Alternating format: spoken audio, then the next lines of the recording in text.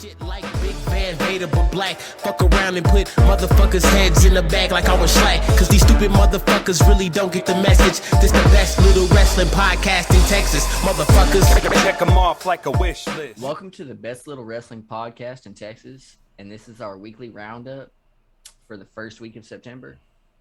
And it is with a heavy heart that we've got to report the passing of Shannon Daphne Sprill.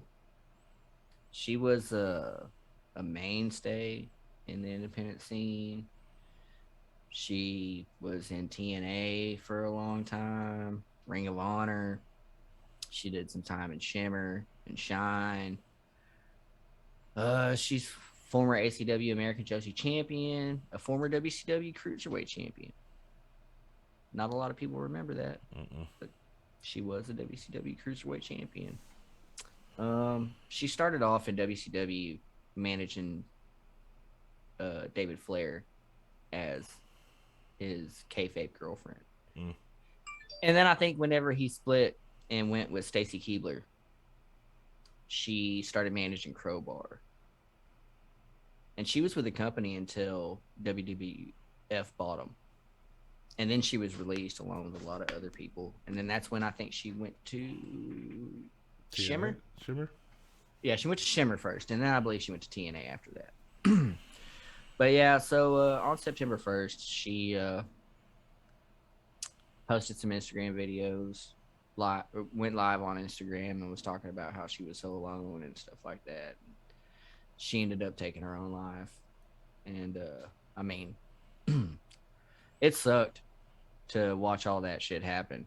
Yeah. And I saw it all over Twitter all night. Yeah.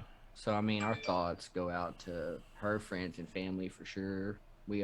I know how hard a lot of them are taking it, and it's bad. Like, and so, I mean, I can only tell people, like, mental health is not a joke, and it's not something to play around with. And check on your people constantly. Be checking on your people. And if you feel alone, there's multiple resources to reach out to somebody. And we'll post some links down in the comments. But yeah, just know that you're never really alone. And that there's always somebody out there willing to talk to you. Hell, even us. You know what I mean? Shit, hit me on Twitter anytime. Yep. I love to talk. You can ask Brady. I love it.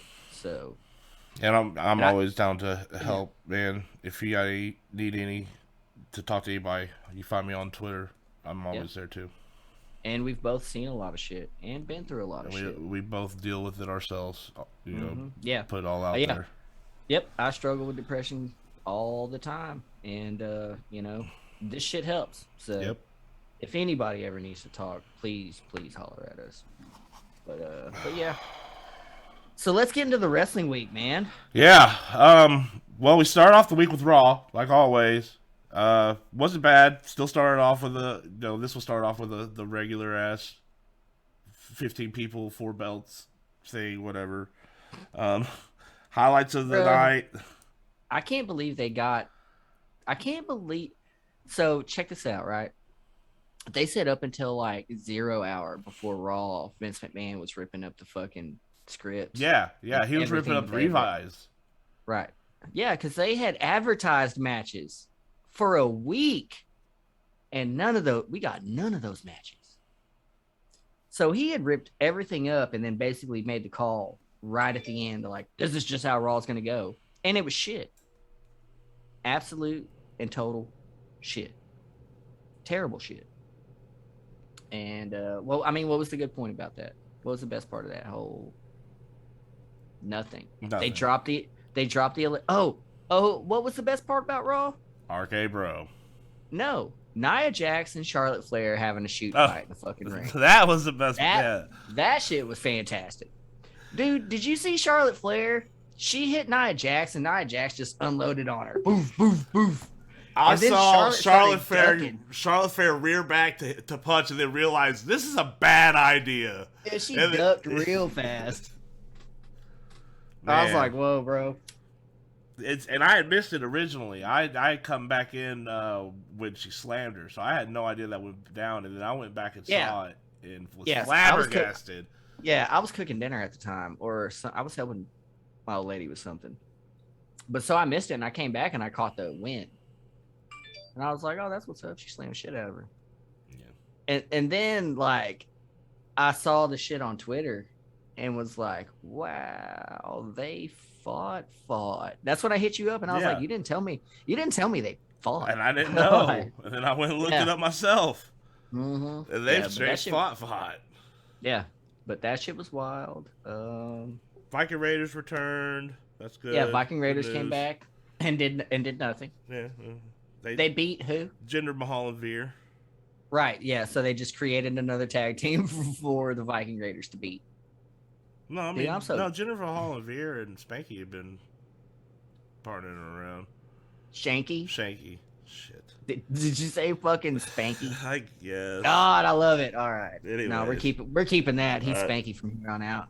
All right. All right. I mean, don't let him find that out. That dude's big. I mean, he's just tall. Yeah. So I mean, Raw was garbage as usual. It's not even fucking surprising anymore. No. It's just garbage. RK, so the shoot fight was great, but RK Bro, like, script wise, RK Bro is the best thing going on. Dude, fantastic. That whole promo, that whole backstage segment was like, I'm good at fast, going slow. Good at eating. I bet you're good at eating, Randy. You're big. That shit was... I went to high school. I even graduated. Are you sure about that? So yeah, of course, RK Bro is just the best. Mm-hmm. But yeah, that was good stuff. Then we run into NXT for news, and honestly, with it being the last 2 weeks out from a whole new branding, a whole new world, so it's pretty lackluster. This Tuesday, well, I mean, it was a good episode. Really? I mean, look, dude, there were some good matches. There were some good segments, but nothing stood out as like great. Not only great, but nothing stood out as like a storyline moving forward type thing, right? Other than the Index wedding. Yeah, but that's going to come at the first episode, right? Yeah. So they're going to keep that. And apparently, they're not dropping any of these storylines. Okay. Moving forward. It's going to be produced by Vince McMahon and Bruce Pritchard. Triple H is still supposed to be running it. So I imagine he'll be the one booking it and stuff. Which, if that's the case, that might still be good. Right? Okay. But it's gonna have a new look and feel.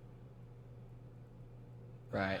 So they kind of dropped a little teaser of what the set was gonna look like. Yeah, we saw it and yeah. I don't like the feel at all. So honestly, as soon as I saw it, it looked like a more colorful Dynamite set. In a studio. Like, they got that big ring. Yeah. And it looks like there's two. It just looked very similar to me. And I was like, oh, wow. Y'all are just copying motherfuckers' homework left and right now. So, yeah. So, I mean, it was a good episode, and I enjoyed the matches. I enjoyed one more week of, pre-tape. And then we go live with back to live. The new venue and everything. So the Index wedding will be live, Brady. It's gonna be good. Yeah. I bet you she has an ex-boyfriend show up. I bet Johnny Gargano drags some ex-boyfriend out of the water. A possible debut. To feud with Dexter Lumis to get that man in the ring. Yeah, for real. Dude, I'm just ready to see Dexter wrestle, bro. Straight up. But yeah. So we had Dynamite the next night. Yeah. And that was pretty good episode. Opened it with a banger, Santana Ortiz versus FTR. That was good. Yeah. And they were touting that as their last match, possibly. But I don't think so. I don't think so. I'm pretty sure FTR will be back. Yeah. And probably soon. Like I think they may do it tonight. I think they may have a little match tonight. I don't know. They got to fill that spot, dude. Well, aren't they filling it with Jurassic Express and Best Friends versus HFO? Oh yeah, the Hardy Family Office. Yeah, you're right. Yeah, you're right. Man, whack. Okay, but that's a crowd pleaser right there. Yeah. So makes sense. What else? We had The Malachi Black promo on Lee Johnson. He Yeah. was talking about Yeah. how he was gonna stretch it out and make an example out of Lee Johnson, which I don't think is what happened No. because their match on Rampage was kind of meh. Yeah. It's weird. It was weird to me. It like I don't know. They gave Lee Johnson too much offense. I think, honestly, the chair spot at the end was weird. Everything that led up to the chair spot, like the counter, Malachi Black taking so long, Lee Johnson's still being on shaky legs when he stands up at the chair, all of that just took way too long. And then Dustin Rhodes runs out and Malachi Black fucking slinks out of the ring again. I mean, are they going to make him dominant or what is this? Is he a chicken shit heel? Because that's not cool. I don't really want that kind of heel. I don't want a heel that runs. Yeah. He needs to be a force. Yeah, a dominant. Yeah, like, and that's what I'm saying. If they do this Dustin Rhodes match soon, I hope he fucking kills him. As much as I love to see Dustin Rhodes in the ring and shit, I want to see Malachi Black just dominate it. Yeah. Put an exclamation point on it. Yeah. Stop stretching him out. Yeah. Well, we had a gun club turn. Oh yeah, on Paul White. Yeah. Man, I mean, I guess it's about time. Billy Gunn is a natural heel. Yes. And honestly, his kids' names are Austin and Colton. They're natural heels too. All right. So. Yeah. I agree. I'm excited. I'd rather see Billy Gunn heel than face Billy Gunn. Yeah. So. Yeah, absolutely. I guess, what, Jungle Express and Lucha Bros versus the Elite, and then they ended it with isolating the Lucha Bros in the Hell in a Cell because Kenny Omega stole the keys. Yeah. Yeah. Them and Christian Cage. Oh yeah, it was Christian Cage too, and Yeah. then they A bunch of people ran out. BTE and triggered Christian. Yeah. Yeah. So, a lot of people are saying that Christian Cage is going to win tonight. I don't know who those people are. I don't think so. I mean, it sounds nice, but that's not what's going to happen. Come on. Video game's not out yet, Nope. so. And you've stood by that the whole time. And I will stand that. I'll stand by that till the day they take it off of him before the video game comes out. Right. And then I'm like, I was wrong. Yeah. But I don't think that's going to be the case. He's the Yeah. developer of the game, right? Or he's leading the development of the game. Yeah. He's the gamer. Besides, what's his name? Kip Sabian, Oh, right? yeah. He's the gamer of the brand. Right. So he's going to be on the very first AEW game. And he's got to be champion to do that. That's fair. So. You think it's going to just be Kenny Omega on the cover? Or you think they're going to put somebody else on there too? I mean, they'd be smart to put whoever the women's champion is. That's fair. Just put your two champions on there. Simple. That's fair. Diversity, equality, whatever. People are going to eat it up. Yeah. So. Right. What else? So, out of AEW, because I mean we're talking about Dynamite and Rampage. So, out of both shows, since it's the go home show for tonight's All Out, what was your favorite moment? The Miro Kingston promo. That was some good stuff. I love the whole Redeemer thing. It's great when they rebranded him with that new music and everything. It made him real a threat. Not only threat, but just like powerful, right? With the music and I'm the Redeemer. I'm sent by God. It's real. It's awesome. And then for Casey to come out and say, "I don't believe in your God," or whatever, it was just so good.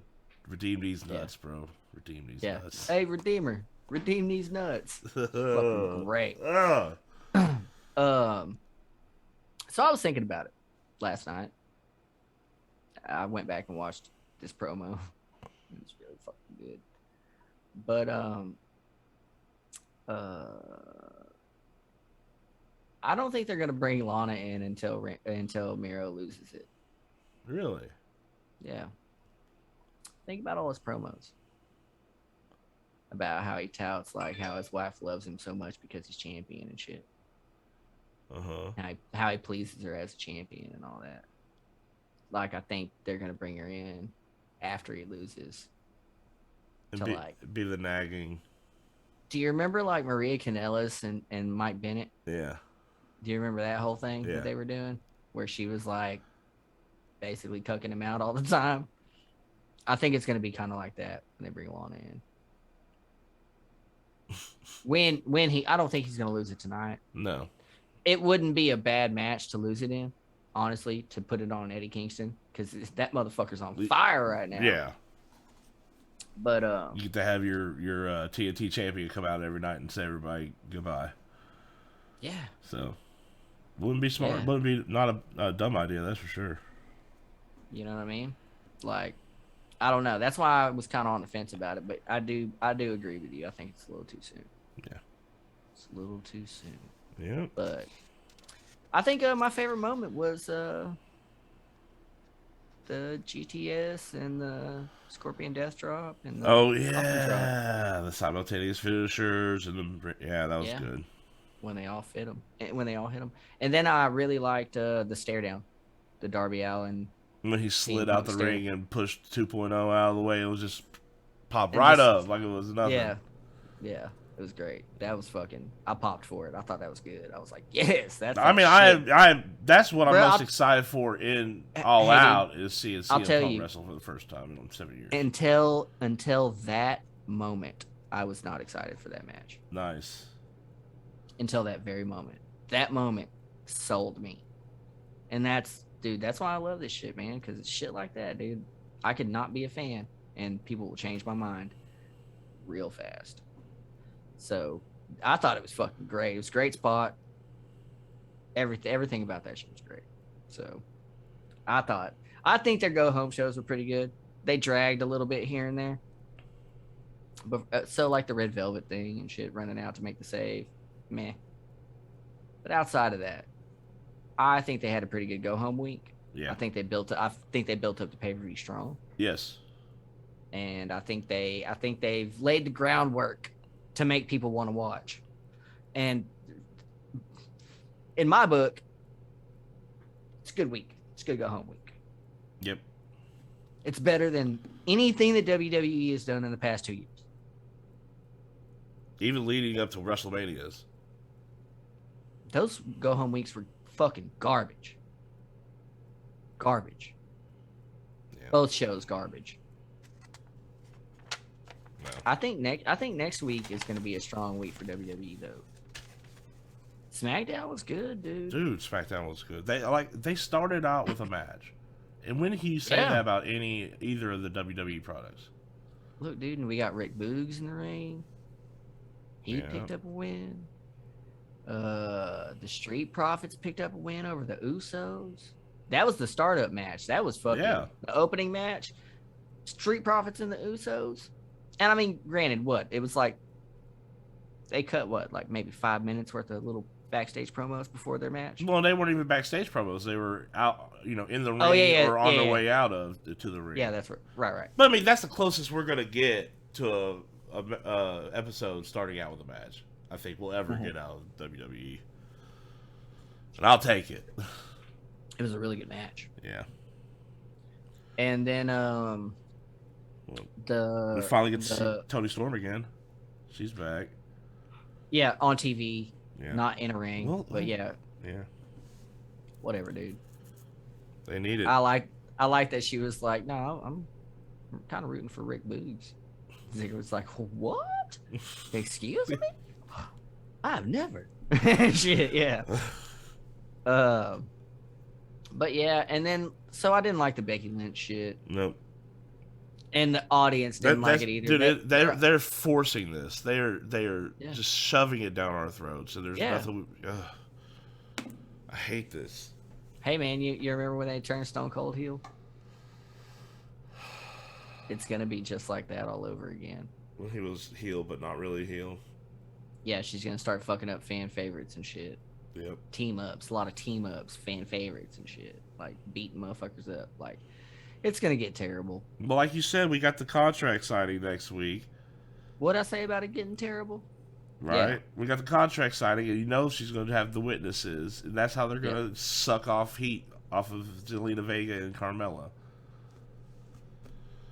Yeah. So forced. And that's not even good heat to catch by proxy. No, not at all. Like that, this shit's gonna backfire in their fucking face so bad because they're not gonna produce anything that we want to see. Yeah.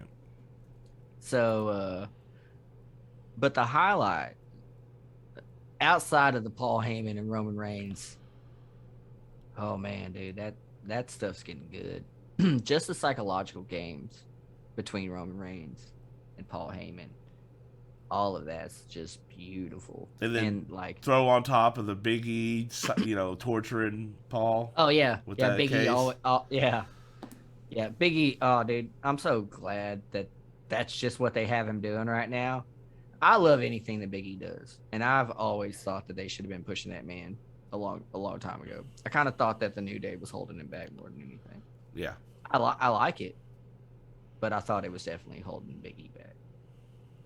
I thought Kofi Kingston and Xavier Woods, it'd be a dope tag team. And Kofi's had his time in the sun. Yeah. He got to stake his claim to make history, and he had his run, and they're one of the greatest tag teams in WWE history. I would say let him finish out his career like that. I mean, but now they're trying to push them all as singles wrestlers, I think. Yeah, because we haven't seen Kofi Kingston in a while. Nope, and we got a lot of Besides just the Xavier promo. Woods.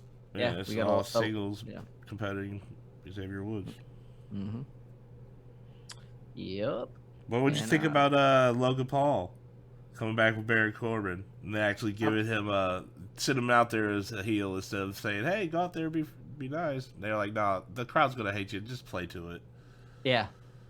They were like, "Look, dude, like people don't like you, so just go out there and let people not like you." And he was like, "Shit, I can do that." So just go out there and be myself. All Fuck, right. I got that.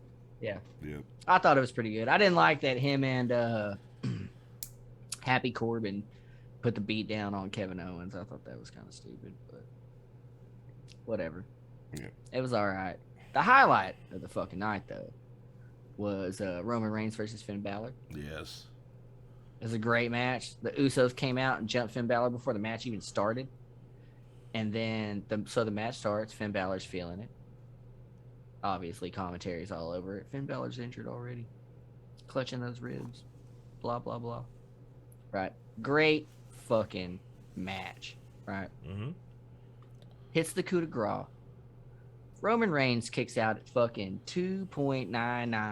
2.9999995. And during the kick out, he low blows him. Low blows Finn Balor. So he rolls him over, beats the shit out of him, and puts him in a fucking guillotine and puts Finn Balor to sleep. Which saves Right. face. Yeah, so yeah, it still makes Finn Balor look strong. But what the fucking cool thing is, and so I guess we are going to get Finn Balor and Roman Reigns at Extreme Rules. Oh, yeah? I think so. Yeah, Because- because we were wrong last week about Right, yeah. earlier this week Well, about him leaving the ring, and I thought it was Brock Lesnar's entrance. I for a didn't second. see it. Yeah, I didn't see it until afterwards, and then I realized what it was. But come to yeah, find so- out, it was the demon. Yeah, so they teased the Demon King, Finn Balor. So, and the Demon is undefeated. All over. Like, not just WWE. Undefeated. That's one of the most protected pieces of his character. So I think Finn Balor's going to win it at Extreme Rules. And then Brock Lesnar will take it off of him Finn Balor on a SmackDown to get them to Survivor Series. To get Brock Lesnar versus Bobby Lashley. That would be smart. Yeah. Let's hope they actually do it. I mean, dude, if they have Roman Reigns beat the Demon, it's going to be upsetting. Yes. That character is just too good to use as a tool to keep making Roman Reigns look dominant. They've set the precedent for that. We know now. We get it. Right? Like, this is perfect what y'all are doing with him. Don't fucking overdo it. If you overdo it, that's where shit can go really fucking bad. And look, dude, have Brock fucking run out. You know what I mean? Have Brock Lesnar and Paul Heyman be the fucking distraction that has Finn Balor win it. Yeah. That way it keeps the Roman Reigns, Brock Lesnar thing fucking moving forward. But it puts the belt on Brock and gets him to Survivor Series. So I think that's really, I hope that's what they're going for. I hope. And I didn't see it at first, but they teased the Demon. So that's really what made me start thinking about where it could go from there. Because you don't just tease it. We're going to have to see him now. Yeah. You have to show me now. Like, you have to. So, hopefully. And so they've already, in the promo packages for Extreme Rules, they've already been showing Finn Balor. So, that was the first promo package for Extreme Rules that they showed during SummerSlam. Yeah, wasn't it Finn Balor and Asuka? Asuka, yeah. So, could be my man's time. Hey. I don't know. For, 5 days until the following SmackDown? Mm-hmm. But yeah, outside of the Becky Lynch shit, I thought SmackDown was good. Yeah. I thought it was really good SmackDown. It definitely picked up over the last few weeks. So I was cool with it. It was really good. It was pretty damn good. Yep. So oh yeah, so I also want to talk about some other dope shit that was happening in wrestling. And we're actually going to do a full review of all 4 days of this action. Because currently I'm missing Effie's Big Gay Brunch. Thanks a lot, Brady. But trying to keep a schedule here. Anyways, GCW and Black Label Pro and No Peace Underground, I believe, they've been running the Second City Summit, which is a 4-day wrestling thing. Started out in Detroit on Thursday night with GCW Guilty as Charged. And then they moved on, or Guilty Conscience, I think it was. And then Friday they were in Chicago. And I think that was the 3 Cup Stuffed. And then Saturday, Black Label Pro did their half of it during the afternoon. And then last night was GCW War Games, which was fucking insane. Yeah. So, just a couple little highlights. Alley Catch had a fucking banger of a match with Cole Radrick.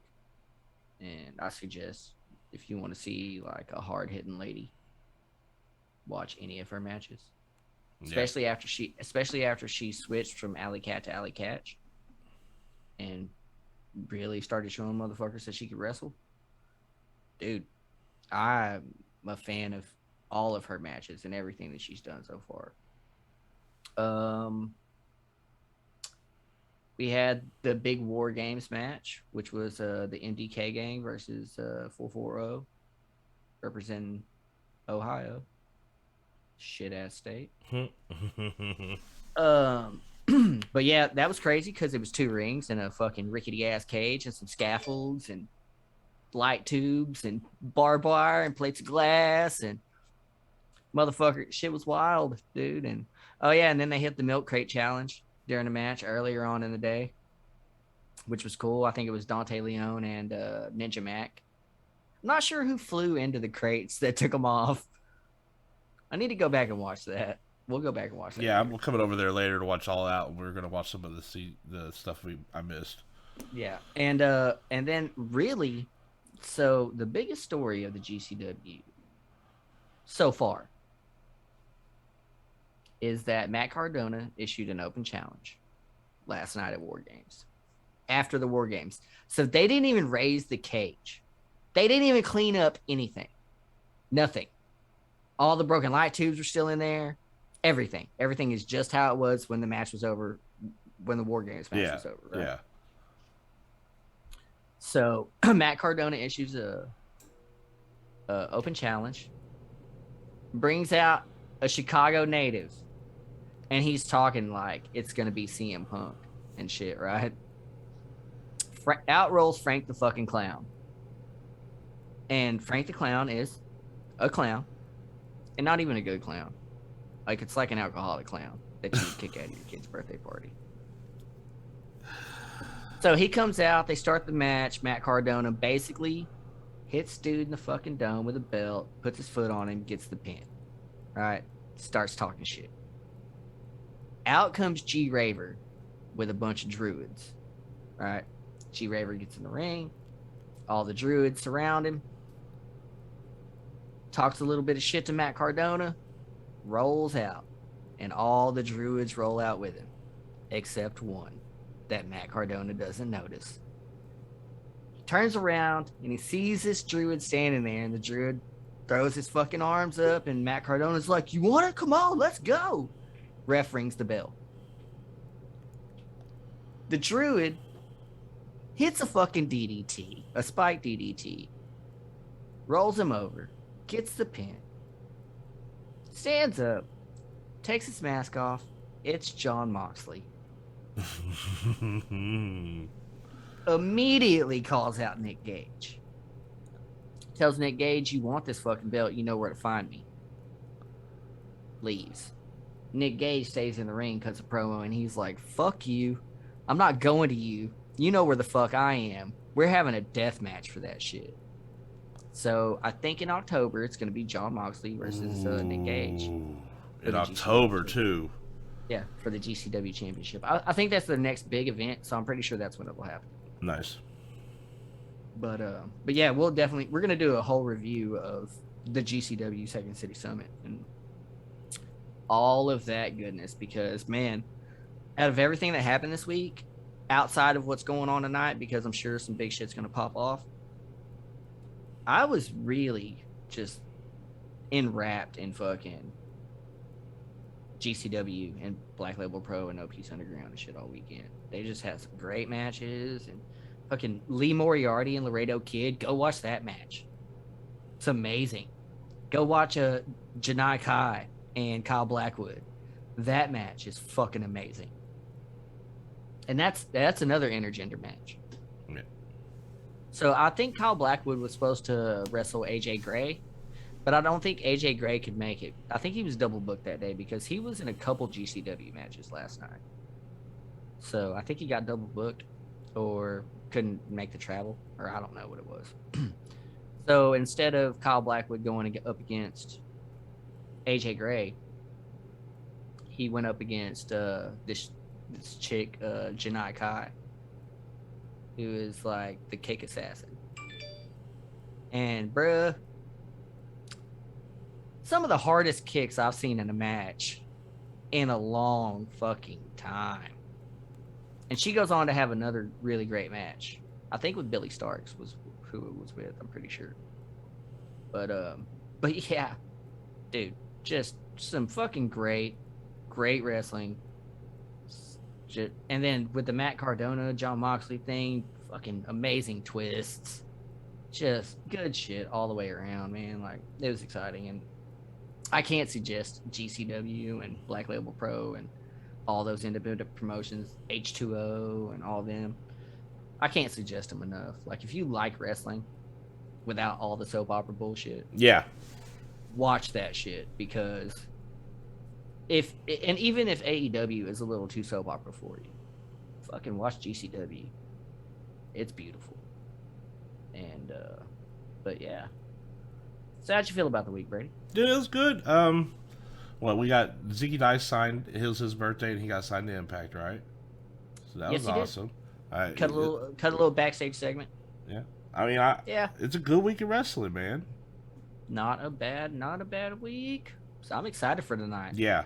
I'm gonna head over there in a couple hours, and we're gonna watch much of the GCW stuff that I missed, all the stuff we just talked about, and watch what's happening tonight, and we're gonna watch All Out, and then we'll bring y'all the reviews. We got the reviews. They coming. Yep. Well, take us out, big guy. I appreciate y'all being here. Thank you for coming to the weekly roundup. Make sure you leave a comment down below what you thought about this week in wrestling and what your favorite spot was. Hit that share. Hit that like button. We appreciate you. I'm the Real Fat Man. This is Needles Kane. Peace. Check them off like a wish list. You fighting a titan. Yeah. I got a bullet in the chamber just ready to strike him. If I told him once, I told him enough. I'm out for heads, there's no discussion, not a game nor a bluff. Yo, I would go insane just to make a point and leave him stuck. And the point of the matter is that all these niggas is butt. Do the water backsplash, funky mouth ass niggas that still talking shit back, cause I ain't hung up my mic and called it quits while they slept. I was up through the night, plotting to get rich. No black forces, not hitting no licks. What? Cause niggas fold like steel chairs, amped up that drip in they neck, got them yelling like Ric Flair. Please beware this mighty boot to the chest, leave him gasping for air. No Vader, but I'm here to bomb shit like Big Van Vader, but black. Fuck around and put motherfuckers' heads in the bag like I was slack. Cause these stupid motherfuckers really don't get the message. This the best little wrestling podcast in Texas, motherfuckers. Check them off like a wish list. Yeah. You fighting a titan. Cause these stupid motherfuckers really don't get the message. I got a bullet in the chamber just ready to strike him. Yeah. Check them off like a wish list. You fighting a titan. This the best little wrestling podcast in Texas. I got a bullet in the chamber just ready to strike him. Yeah.